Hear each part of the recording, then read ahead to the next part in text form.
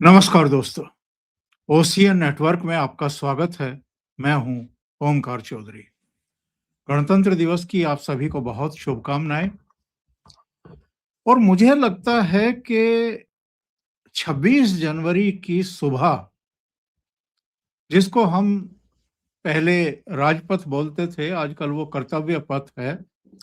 इस कर्तव्य पथ से भारत पूरी दुनिया को एक मैसेज भेजता है। और ये मैसेज क्या है?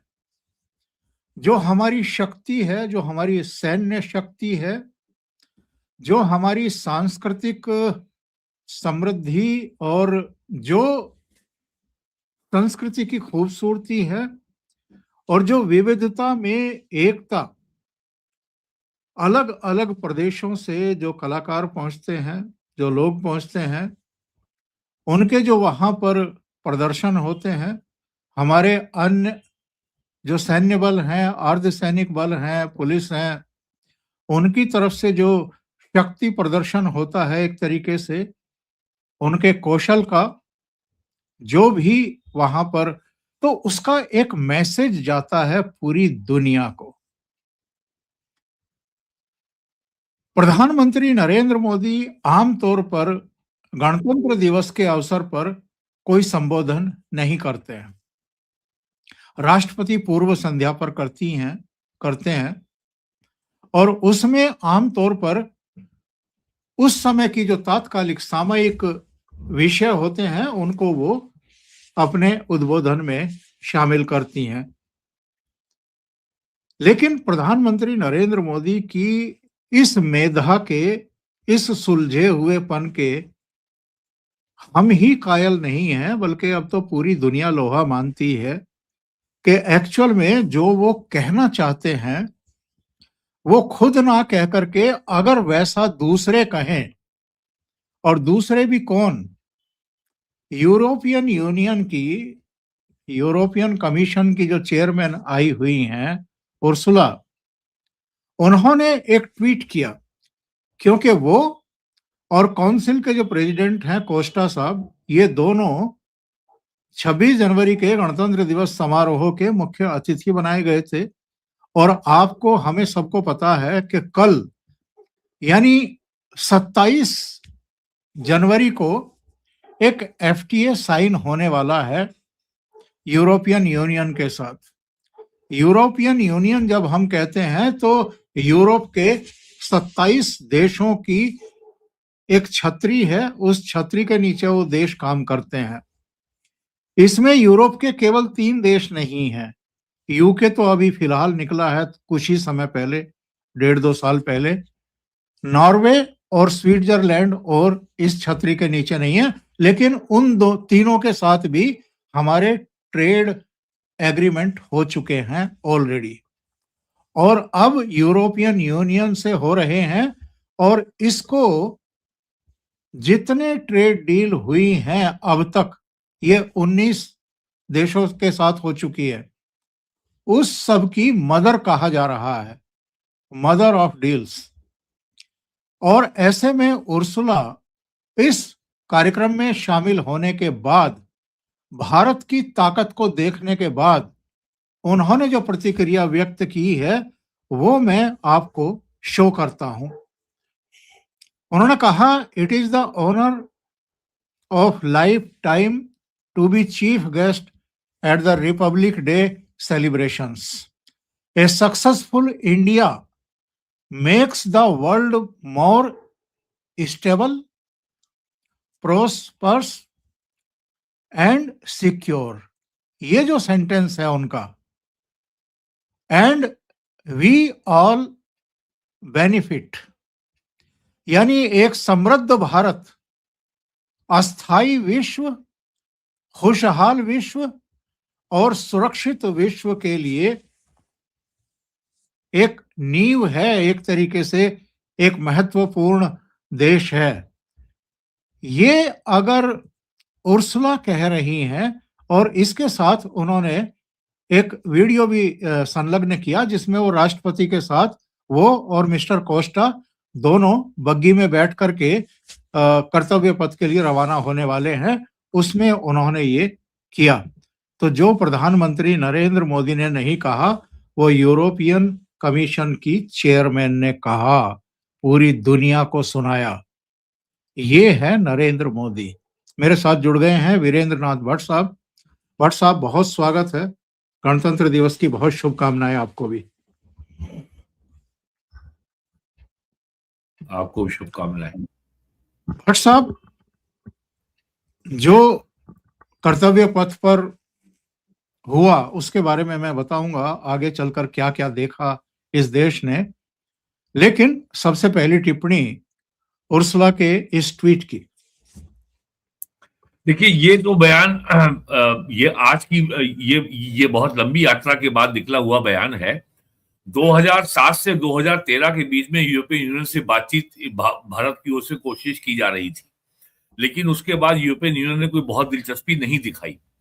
नरेंद्र मोदी सरकार ने 2022 से वार्ता फिर शुरू की, और ये जो है भारत में और ईयू का हेडक्वार्टर है यूरोप में, वहां पे ये शायद ब्रसल्स में है, और ये जो ये वार्ता चलती रही।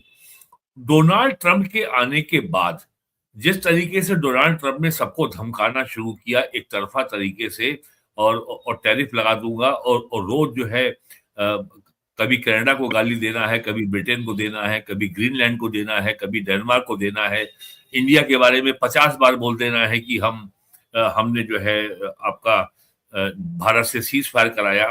तो डोनाल्ड ट्रंप की अपनी जो एक गुंडे वाली छवि है, एक बुली वाली छवि है, अब दुनिया ने मान लिया है कि ये डोनाल्ड ट्रंप भरोसेमंद व्यक्ति नहीं है, ही कांट बी ट्रस्टेड। तो अब जो है, और जिस तरीके से यूरोपियन यूनियन को इसने धमकाया है और ग्रीनलैंड के मुद्दे पर ब्लैकमेल किया है, और जिस तरीके से जुलाई से टैरिफ लगाया इंडिया के ऊपर, पहले 25% लगाया जुलाई में, फिर अगस्त से फिर लगा दिया 25%। भारत टस से मस नहीं हुआ। भारत ने साफ कह दिया कि हम कुछ भी हो जाए, हम अपना डेयरी, पोल्ट्री, फिशरी सेक्टर, अमेरिकी और एग्रीकल्चर सेक्टर को हम अमेरिका के लिए नहीं खोलेंगे। अमेरिका का सोयाबीन, अमेरिका का मक्का और कॉर्न हमारे यहाँ नहीं बिकेगा, और बल्कि भारत ने अभी 10 दिन पहले अमेरिका से आने वाली दाल पर 30% टैरिफ लगा दिया। तो उनका ये अभी जनवरी के सेकेंड वीक में 2 दिन के बाद एक अमेरिकन स्टेट, मुझे नाम याद नहीं है, वहां का सेनेटर आके दिल्ली गिरा, और उसके बाद 4-5 सेनेटर मिले ट्रंप से और कहा जल्दी से इंडिया से मामला रिजॉल्व कीजिए, वरना हमारे जो दाल के किसान हैं ये बर्बाद हो जाएंगे। तो ये सब जब देखा है यूरोपियन यूनियन ने, तो उन्होंने भी जो है, हालांकि फरवरी में पिछले वर्ष 2025 में करीब 400 लोगों का डेलीगेशन यूरोपियन यूनियन का 2 जहाजों में भर के इंडिया आया था बातचीत के लिए, लेकिन जब उन्होंने देखा कि जिस तरीके से नरेंद्र मोदी ने डोनाल्ड ट्रंप को भी ठुकरा दिया है, उनके किसी दबाव को नहीं माना है, तो उन्होंने देखा कि हम 27 देश मिलकर के जैसा मुकाबला ट्रंप का नहीं कर पाए, वो अकेले भारत कर रहा है। तो अब जब ग्रीनलैंड के ऊपर अमेरिका की ने जो दादागिरी की है और जिस तरीके से धमकाने वाली भाषा का प्रयोग किया है, तो अब यूरोपियन यूनियन ने जो एफटीए किया था यूएसए से, उसको भी उन्होंने होल्ड पे रख दिया है, कहा अभी इस पे हम बात नहीं करेंगे। तो ये जो प्राइम मिनिस्टर का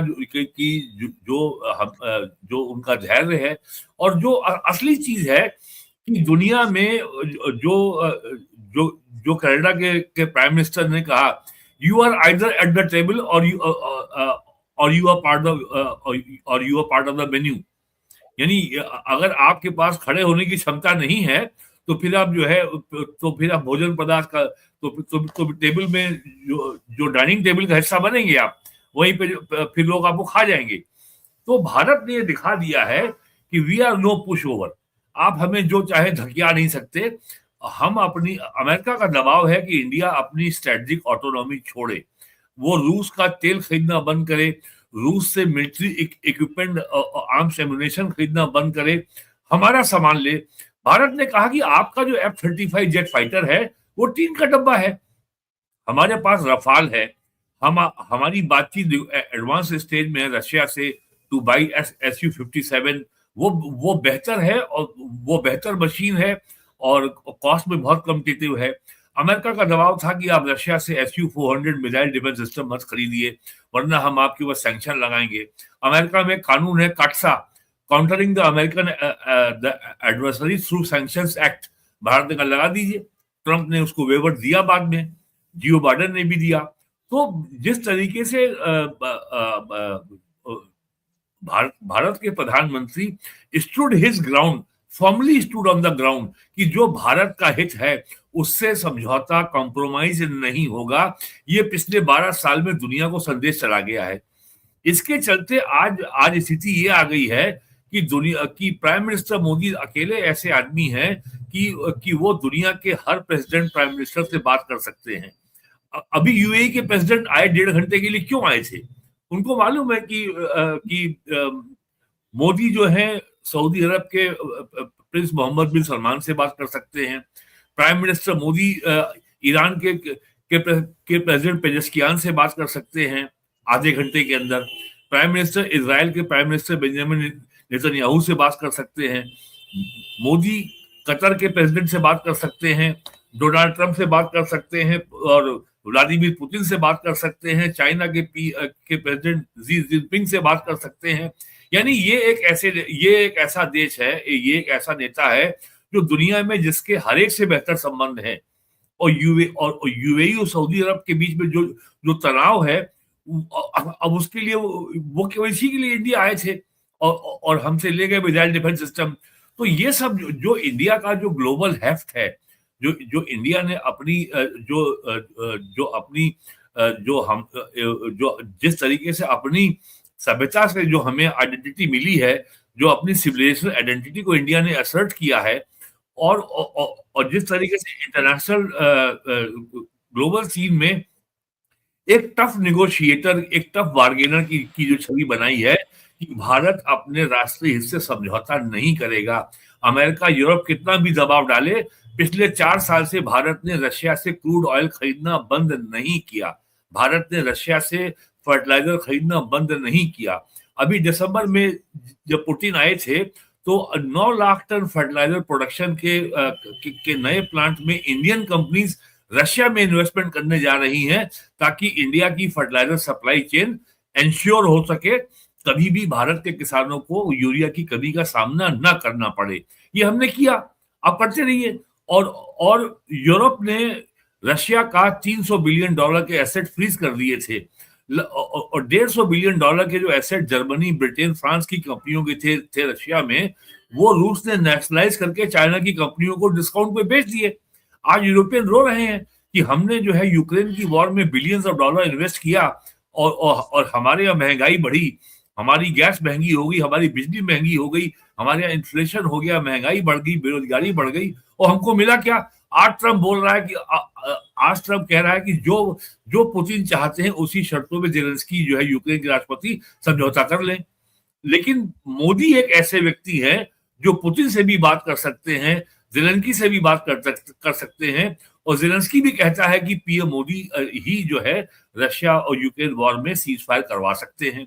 डोनाल्ड ट्रंप ने 20 जनवरी 2025 में कहा था कि मैं 2 दिन में उस वॉर को बंद करा दूंगा। क्या हुआ? क्या वॉर बंद हुई? तो ये सब चीजें हैं। तो prime minister is a man with a very positive outlook, और एक स्टेबल पॉलिसी रिजीम हमारे हैं। दुनिया केवल ये देखती है कि आपकी जो पॉलिसीज हैं, economic policy, political policy, fiscal policy, global trade policy, वो स्टेबल है कि नहीं, तभी तो आप क्या वो इन्वेस्ट करेंगे।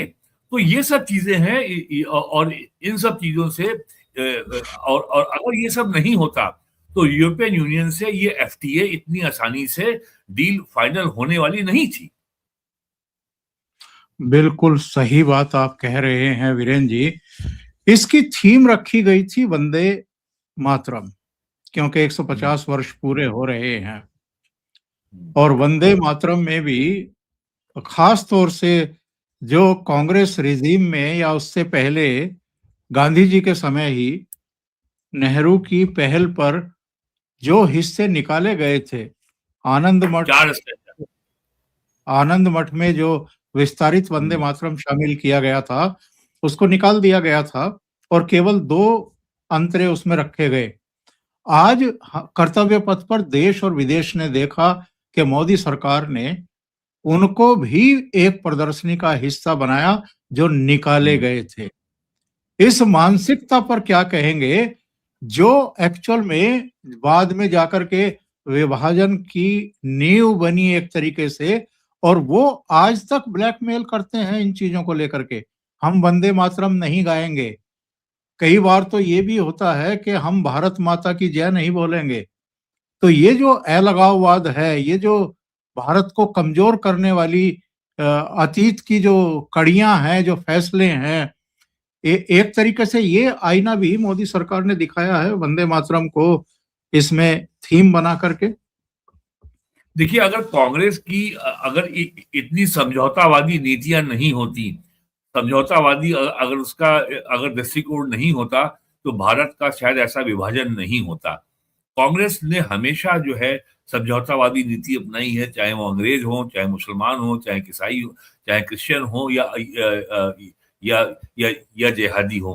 कांग्रेस ने हमेशा जो है तुरंत फुरत का भाई अभी मामले को डिफ्यूज करो, सत्ता बनाओ, सत्ता में आओ, सत्ता बचाओ और मौज मारो, ये रहा है। प्राइम मिनिस्टर मोदी ने ये बहुत साफ किया है कि जो भारत की जो प्राचीन सभ्यता है, भारत की जो प्राचीन सांस्कृतिक विरासत है, वही भारत का असली चरित्र है, वही भारत का स्वरूप है। इसका मतलब ये नहीं है कि हम किसी अन्य मजहब के लोगों को दबाना चाहते हैं या उनकी आइडेंटिटी को इरेज करना चाहते हैं। वो भी यहाँ पे समान अधिकार के साथ रहेंगे, लेकिन भारत रामकृष्ण और बुद्ध का देश है, इसमें कॉम्प्रोमाइज नहीं हो सकता। भारत जीसस का देश नहीं है, भारत किसी पैगंबर का देश नहीं है, लेकिन उनके मानने वालों का यहाँ स्वागत है। उनका कोई भी उनके अधिकारों में, उनके सम्मान में, उनकी डिग्निटी में कहीं कोई कटौती नहीं है। ये बात प्राइम मिनिस्टर मोदी ने कही है। और अगर कांग्रेस की समझौतावादी नीति न होती, कि उनको लगा 1938 में अगर जिन्ना की मांग हम मान लें और 4 स्टैंजा वंदे मातरम के काट दें, तो शायद ये अपने भारत के बंटवारे की मांग को वापस ले लेंगे। क्या वापस लिया? अमित शाह ने यही तो कहा था प्राइम मिनिस्टर मोदी ने लोकसभा में, कि जिस दिन आपने 1938 में वंदे मातरम के आपने 4 स्टैंजा काटे, उस दिन आपने भारत को भी 200 में बांट दिया। तो जब आप जो है अपनी सभ्यता की पहचान को, अपने अतीत को, अपने चरित्र को साबित करने के लिए जब आप लड़ेंगे, तो उसका मूल्य भी चुकाना पड़ेगा। फिर आपके ऊपर तरह तरह के आरोप लगेंगे, फिर आपके यहाँ रोज नए षड्यंत्र होंगे, नए नए टूल किट प्रयोग किए जाएंगे।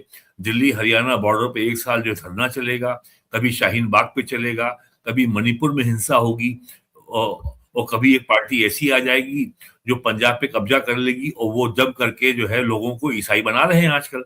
तो ये सारे जो आपके ऊपर जो फॉरेन स्पॉन्सर्ड जो दबाव आ रहे हैं, वो केवल ये हैं कि आपकी जो रास्ता है वो इंडिपेंडेंट नहीं होगा। आपका रास्ता वो होगा जो हम बता रहे हैं आपको। आपका रास्ता वो होगा जो अमेरिका के इंटरेस्ट को से मेल खाए।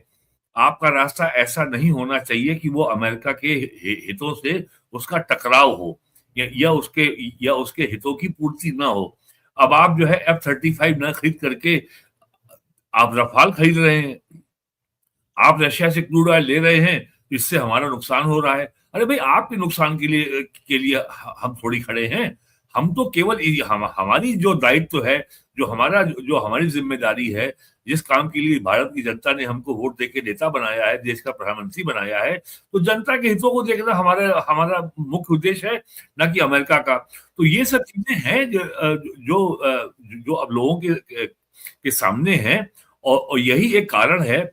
और जिस तरीके से यूरोपियन यूनियन को अमेरिका ने बेइज्जत किया है, लगातार ह्यूमिलेट किया है, तो यूरोपियन यूनियन ने भी जो अमेरिका से फ्री ट्रेड एग्रीमेंट साइन किया है, उसको उन्होंने होल्ड पे डाल दिया है, और उन्होंने इंडिया से डील कल वो करने जा रहे हैं। तो जो कल का दिन है, मेरा मानना है कि that is a day of humiliation of Donald Trump, कि तुमको जो है ठुकरा करके, तुमको जो है ठोकर मार करके यूरोप ने इंडिया से हाथ मिला लिया, और भारत के प्रोडक्ट्स को 28 देशों का, 27 देशों का पूरा बाजार मिलेगा।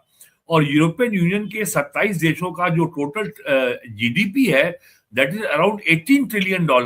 अमेरिका का 21-22 है।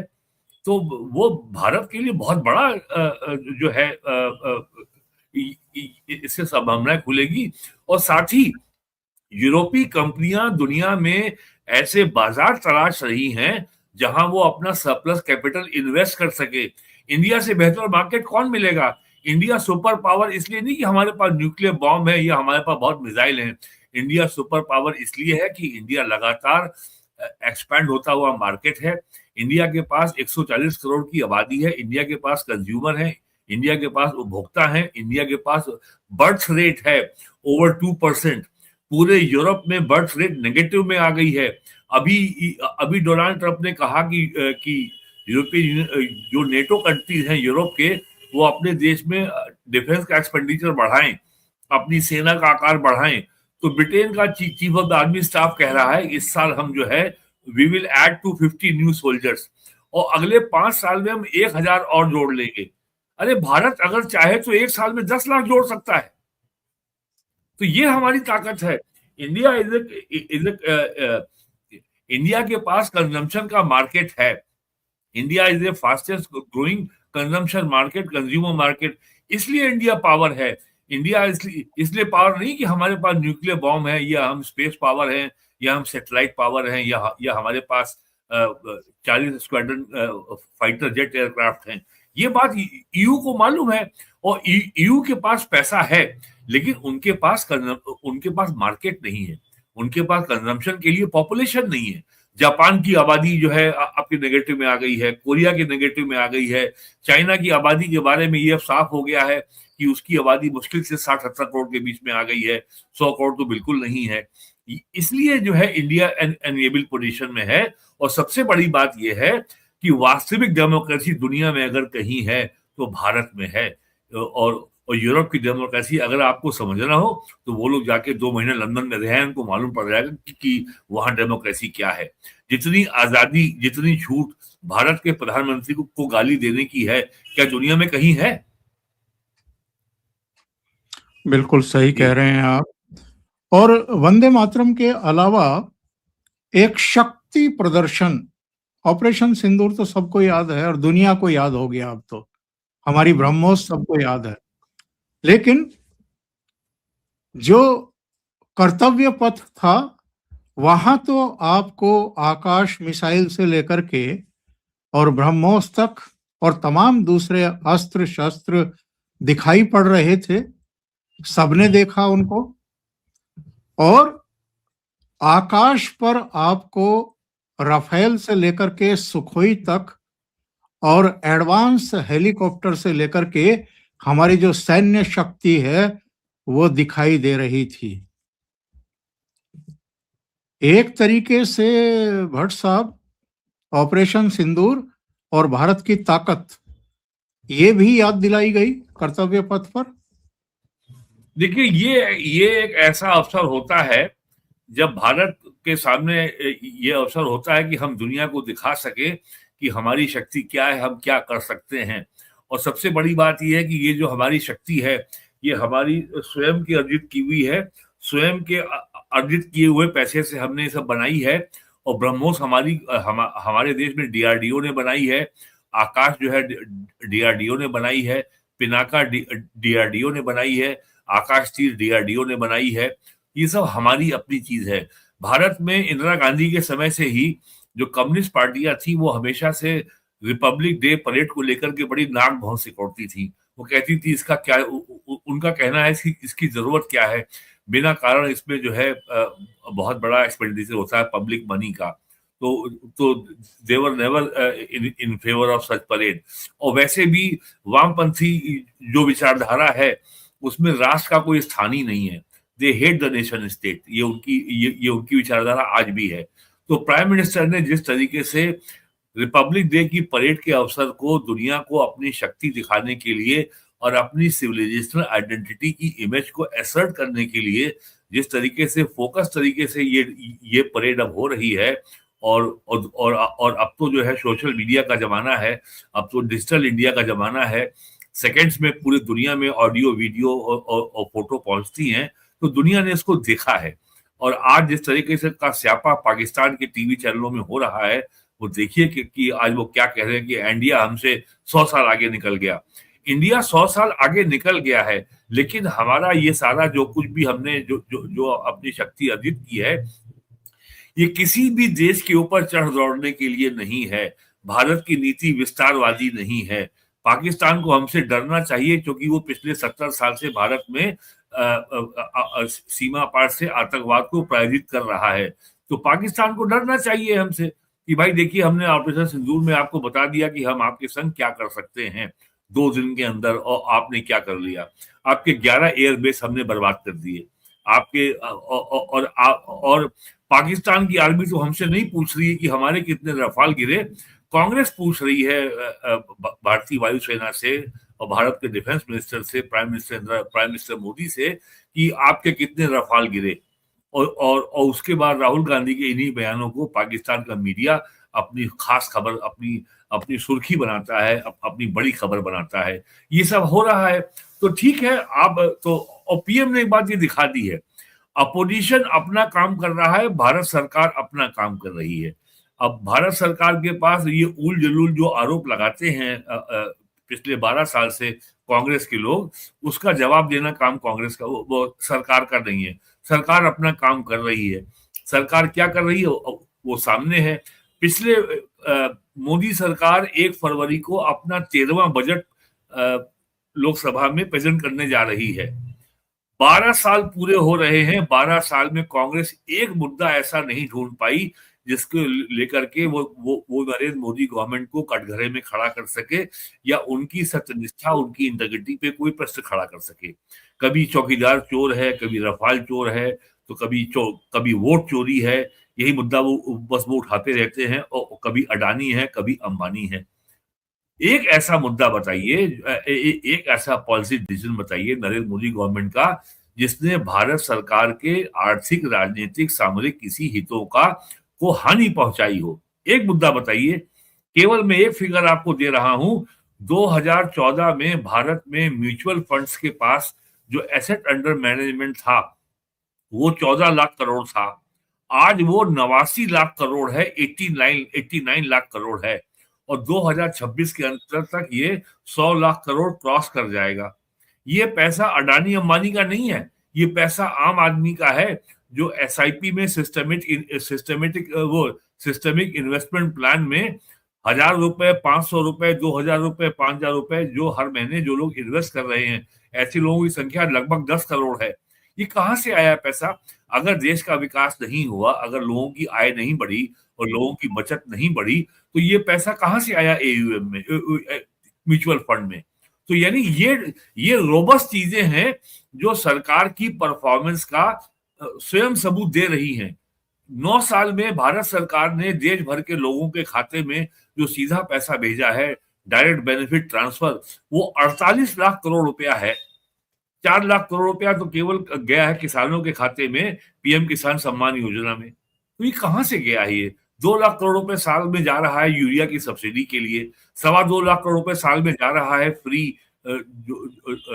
जो फ्री फूड ग्रेन मिल रहा है, गेहूं और चावल।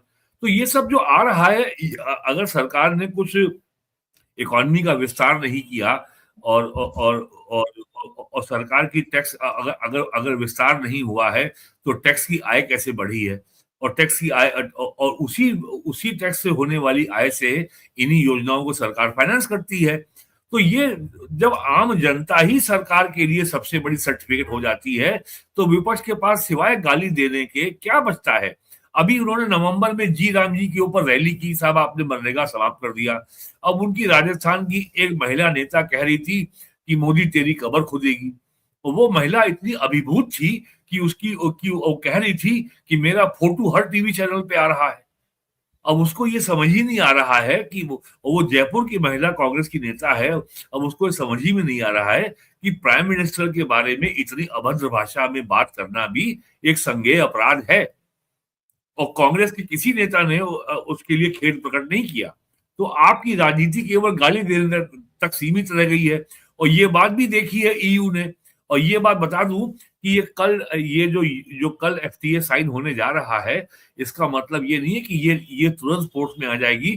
पहले 27 देशों की जो सारी पार्लियामेंट है आपके ईयू मेंबर्स की, पहले वो लोग इस डील को, हर देश की पार्लियामेंट इसको पहले अप्रूवल देगी, एंडोर्स करेगी, रेटिफाई करेगी। उसके बाद जो जो यूरोपियन पार्लियामेंट है 27 देशों की, वो इसको रेटिफाई करेगी, तब ये डील फोर्स में आएगी, तब उसके बाद से ये इम्प्लीमेंट होगी। हर्ष साहब, जो मैंने एक सीन अभी आपको दिखाया था, क्या ये वाला, ये जो बग्गी है, ये खुली बग्गी है, इसमें कोई बुलेट प्रूफ शीशा भी नहीं लगा हुआ, कोई बंद कारें भी नहीं है, कोई इस पर किसी तरह की ये भी नहीं है कि भाई कोई भय दिखाई दे रहा हो। बड़ी प्रफुल्ल अवस्था में राष्ट्रपति और यूरोपियन यूनियन के और परिषद के जो चेयरमैन है, वो दोनों, कोस्टा साहब भी और उर्सुला भी, दोनों बैठी हुई हैं। राष्ट्रपति भवन से जहां पर मुख्य समारोह का मंच था, वहां तक ये आए और फिर वापस गए। अभी नवंबर 2025 में लाल किले की प्राचीर से बस कुछ ही कदम की दूरी पर एक आत्मघाती कार सवार ने गाड़ी को उड़ाया था, अपने आप को उड़ाया था, आसपास के लोगों को उड़ाया था। तब ये मैसेज देने की कोशिश की गई थी कि दिल्ली सुरक्षित जगह नहीं है। ये जो खुली बग्गी में राष्ट्रपति खुद सवार हुई और उनके साथ यूरोपियन यूनियन के सर्वोच्च नेता, पदाधिकारी शामिल सवार हुए, ये अगेन एक मैसेज है कि दिल्ली पूरी तरीके से सुरक्षित है। हम इन गीदड़ भभकियों से डरने वाले नहीं हैं। देखिए, जो आतंकवादी हैं उनको केवल एक बार सफल होना है, और जो सुरक्षा एजेंसियां हैं उनको हर बार सफल होना है। तो ये घटना बताती है कि भारत की सुरक्षा एजेंसियां एक बार फेल हुई हैं, लेकिन वो सफल हो रही हैं।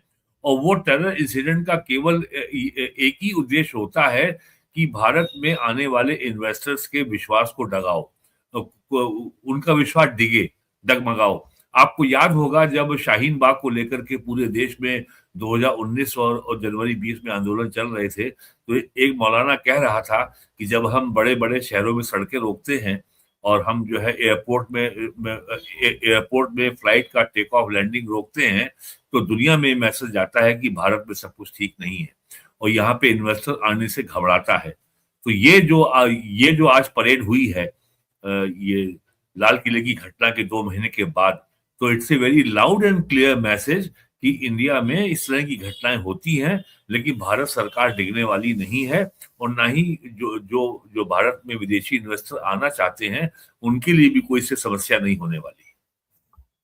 बिल्कुल सही है। 2 घटनाएं और हुई हैं, चलते चलते जरा उन पर भी चर्चा की जाए।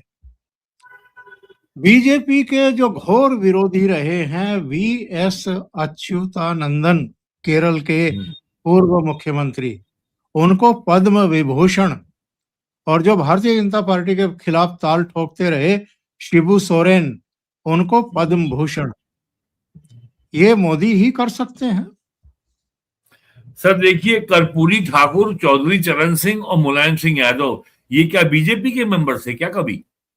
प्रणब मुखर्जी, प्रणब मुखर्जी, नरसिम्हा राव, ये क्या कभी बीजेपी के सदस्य रह चुके हैं? तो चौधरी चरण सिंह जिस स्तर पे के नेता थे, जहां पे वो जिस मुकाम पे पहुंचे, उसके बाद वो पार्टी के ऊपर उठ गए। कर्पूरी ठाकुर भी पार्टी के ऊपर उठ गए हैं। मुलायम सिंह यादव को लेकर के बीजेपी से बहुत मतभेद रहे हैं। बीजेपी की मुलायम सिंह यादव को लेकर के बहुत ही कटु स्मृतियां हैं, लेकिन जब वो दुनिया में अब नहीं है तो वो स्मृतियां भी समाप्त हो जानी चाहिए।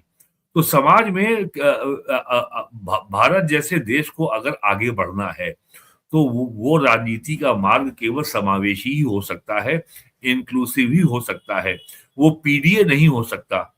वो जाति मजहब के आधार पर एक विनिंग कॉम्बिनेशन बना करके सत्ता पे तो आप कब्जा कर सकते हैं, लेकिन देश को आगे आप नहीं ले जा सकते। और अगर समाज में समरसता नहीं है, अगर समाज तनाव रहित नहीं है, और लोगों को जो है का जीवन चिंता मुक्त नहीं है, तो ये विकास किस काम का? जो भी सरकार काम कर रही है, it is ultimate objective is the wellbeing of the people. तो wellbeing of the people PDA के जरिए नहीं आ सकती, वो सबको जो है एक अम्ब्रेला के नीचे लाके की जा सकती है। अब अम्ब्रेला के नीचे लाने का मतलब एक पॉलिटिकल पार्टी नहीं है। जो राजीव गांधी के समय जो जो एक गीत था ना, मिले जो सुर मेरा तुम्हारा तो सुर बने हमारा, ये नारा राजीव गांधी ने दिया था, काम कर रहे हैं नरेंद्र मोदी उसके ऊपर। मिले जो सुर मेरा तुम्हारा तो सुर बने हमारा। आज के लोगों को ये नारा याद भी नहीं हाँ, होगा। लेकिन राजीव गांधी का बेटा तो उनके गाने से इत्तेफाक नहीं रखता है। हाँ, तो ये नारा राजीव गांधी की सरकार का था और उस पर काम कर रहे हैं नरेंद्र मोदी। बताइए आप ये। तो शिबू सोरेन भी जो है गुरुजी कहे जाते हैं, झारखंड के सर्वमान्य नेता रहे हैं। कांग्रेस की सरकार में, मनमोहन सिंह की सरकार में तो उनको जेल भेजा गया था। तो ये जो चीज हो रही है, और मेरा ख्याल है कि और नरेंद्र मोदी जी के पीएम बनने के बाद एक बहुत बड़ा परिवर्तन आया है कि पहले जो पद्म पुरस्कारों में समाज का जो इलीट क्लास है, जो अज्ञात वर्ग है, उसको बहुत प्रधानता मिलती थी। अब तो ऐसे ऐसे लोगों को प्राइज मिल रहा है जिन्होंने कभी दिल्ली देखी नहीं। अब एक महिला है केरल की, उनकी उम्र 92 साल है, जिन्होंने काम किया है फॉरेस्टेशन के लिए। अभी पिछले साल एक उड़ीसा के एक कवि को पुरस्कार मिला था, तो उसके पास पूरे कपड़े पहनने को नहीं थे, और वो कहा कि मेरे पास दिल्ली आने के पैसे नहीं है। तो मैंने ये जो विपक्षी नेताओं को पद्म विभूषण और पद्म भूषण दिए जाने की घटना का उल्लेख इसलिए किया है कि जब मनमोहन सरकार थी तो आडवाणी जी ने एक चिट्ठी लिखी थी मनमोहन सिंह को कि अटल बिहारी वाजपेयी जी को भारत रत्न दिया जाना चाहिए। नहीं दिया उन्होंने। उनकी चिट्ठी का जवाब तक नहीं दिया। अटल जी को भारत रत्न की तो बात छोड़ दीजिए, उनकी चिट्ठी का जवाब तक नहीं दिया गया था। तो जबकि आप नेहरू ने, इंदिरा गांधी ने, राजीव गांधी ने अपने आप को ही दे दिया था, स्वयं को हाँ, दे दिया था राजीव गांधी तो खैर जिंदा नहीं थे, पीवी नरसिम्हा राव सरकार ने दिया था, पर बाकी नेहरू और इंदिरा गांधी ने तो अपने रहते ही अपने आप ले लिया, स्वयं को ले लिया था। हाँ जी हाँ। तो ये जो है, ये जो आपने बात बताई है, it sends a very positive message. इससे बड़ा सकारात्मक संदेश जाता है कि सरकार जो है, जो समाज में डिविजन्स हैं, जो फॉल्ट लाइन्स हैं, उनको जितना हो सके सरकार उनको पाटना चाहती है। और स्वतंत्रता दिवस पर लाल किले के सामने से गायब राहुल गांधी आज गणतंत्र दिवस की परेड देखने के लिए पहुंचे थे साहब। वो चूंकि अभी जब दिसंबर में व्लादिमीर पुतिन आए थे, तब उनको न्योता नहीं दिया गया था। तो सरकार ने मान लिया था कि अब आप किसी भी सरकारी कार्यक्रम में शामिल क्योंकि होते ही नहीं है, तो आपको न्योता ना दिया जाए। तो अब उनको समझ में आ गया है कि भाई एक बार तो हो गया, इसलिए अगर आज फिर नहीं जाएंगे तो अगली बार फिर न्योता नहीं मिलेगा। तो कम से कम अब अगले कार्यक्रम जब भी कोई होगा बड़ा, जहां पे लीडर अपोजिशन को भी आमंत्रण दिया जाता है, अब वो आए चाहे ना आए, लेकिन सरकार ने ये बता दिया कि हम आपको आमंत्रण पत्र भेजेंगे। बहुत बहुत धन्यवाद वीरेन जी आपका जुड़ने के लिए, बहुत महत्वपूर्ण मुद्दों पर चर्चा करने के लिए। दर्शकों से एक निवेदन है, लाइक का बटन दबा दिया करें अगर आपको चर्चा अच्छी लगती है, वीडियो को शेयर करें, और चैनल अभी तक सब्सक्राइब ना किया हो तो सब्सक्राइब कर लें। बहुत बहुत धन्यवाद। नमस्कार।